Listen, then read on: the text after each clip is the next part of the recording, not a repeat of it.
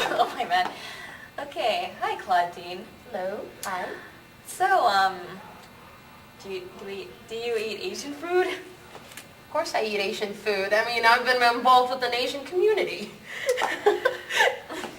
Okay, if so, where do you get your Asian food, and what are some of the best places? One place that I like is Sakanabune, and that is on the corner of Geary and 21st Avenue in San Francisco. And my opinion of that place is that it is exquisite, and the reason is because you can get 2 pieces of sushi, any type of sushi, well, I would say anything from the unagi to the salmon to the tuna, anything for about $1.50. If you want anything to the extreme, like, for example, if you wanted a hand roll or anything that huge, then it would be $1.95. And if you want California rolls or the inari or anything like that, it would be $1. So it's not like any other sushi place where it'd be $3.95. And quite frankly, I think that's a ripoff. But why the interest in Asian food? Why the interest in Asian food? I got into it when I was in high school. What happened was I was hanging out with my classmates, and I was always going to burger joints ever since I was a little kid through junior high. And then one day the subject came about that they were hungry and they wanted to get lunch, and I said, oh cool, I could go for a hamburger. And they're like, we don't go for hamburgers. I'm like, well, what about pizza? Nope. And I said, okay, tacos? And they say, Claudine, we need to show you how it is like to be one of us. And then what they did was they introduced me to sushi. And then I said, so what's that? And they said, this is sushi. And I'm like, ew, gross. And then they said, what? I said, well, isn't it raw fish? And they said, not all sushi is raw fish. And then as they were picking up the pieces, I just looked in disgust, and I couldn't believe what I was actually seeing. And then they went to me and they said, hey, Claudine, come on, give it a shot. And it's like, well, okay. And at first, it took me a while to get used to it. I don't know, maybe it's because I'm Occidental. So that's when I first got into it. And then there were times when they also introduced me to Chinese food and got a little bit, and I'm not talking just chow mein and fried rice. I mean terms like chicken feet, jellyfish, that type of stuff. So it was interesting. Chicken feet was interesting. So how does this Asian cuisine compare to, say, Panda Express or that Japanese place at Stonestown? Oh, that's fast food.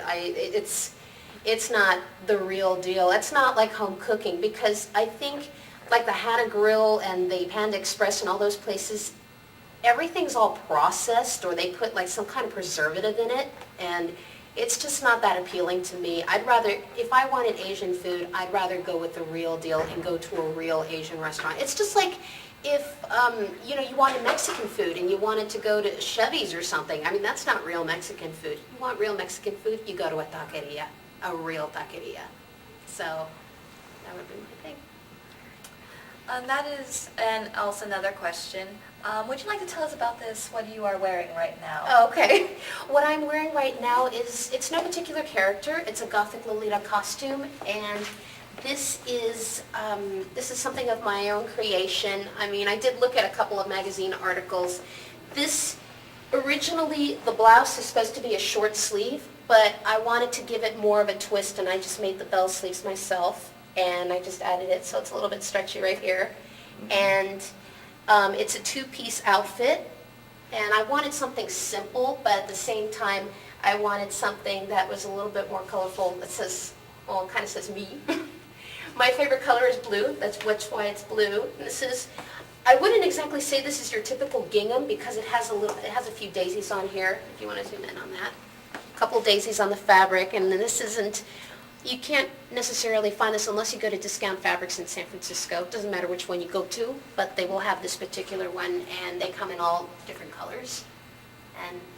But most of the costumes that I make, I like to be a little bit more creative. I like to be a little bit more original, and this is why I chose this, and I added a little bit of lace onto it as well, and to give it more of a splash of color, because I didn't want it just plain white, and it gives it a little more flair. In the wake of popularization of Japanese American culture, such items in Hot Topic have been inspired by EGL fashion, and toys from MGA also have been inspired by the anime explosion and the Harajuku explosions popularized by Gwen Stefani, such as this doll right here. This is a Bratz doll from the Tokyo Go-Go edition. So, what's your opinion on this doll?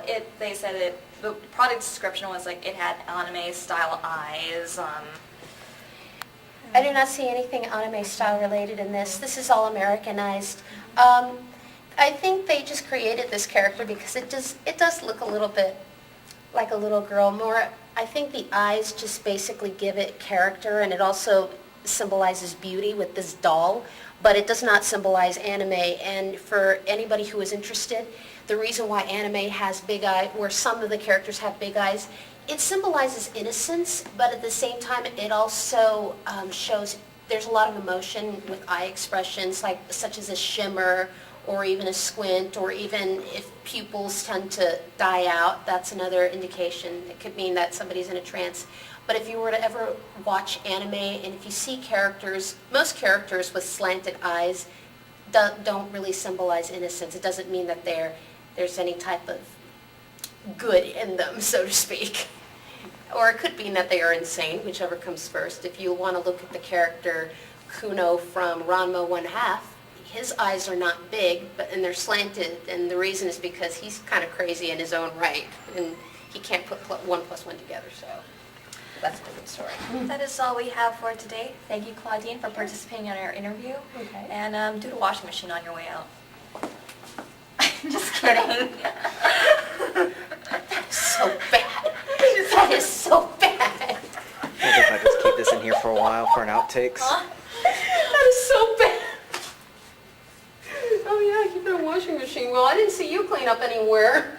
I took a shower before I got here. We're still recording. Oh Outtakes. yeah.